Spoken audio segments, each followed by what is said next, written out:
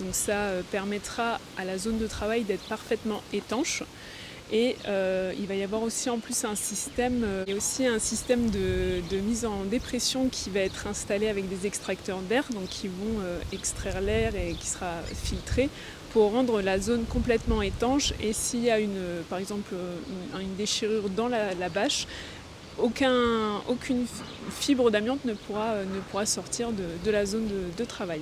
Alors c'est des fibres qui sont plus que microscopiques, donc on ne peut pas les voir à l'œil nu, et effectivement elles sont très volatiles. Mais avec la mise en place de la bâche étanche, plus les extracteurs d'air, plus tout un équipement que les désamianteurs vont porter, il n'y a aucun risque en fait que ces fibres s'envolent dans l'air. On est vraiment en zone étanche quand il s'agit de travaux de désamiantage. Alors en fait, c'est des diagnostics qui ont été réalisés avec des prélèvements de matière, et donc on a découvert la présence d'amiante dans la peinture qui recouvre la toile. Il y avait une toile que vous voyez, les parties blanches en partie inférieure, c'est une toile qui a été peinte avec une peinture qui contient de l'amiante.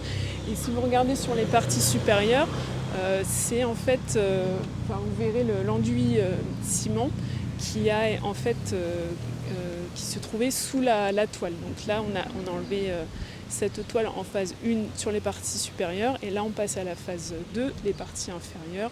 Donc vous pouvez voir le avant-après. Et donc là normalement début décembre, les désamianteurs ont complètement désamianté les façades, et les restaurateurs pourront poursuivre les travaux de restauration des façades, la mise en peinture, les reprises des corniches. Voilà.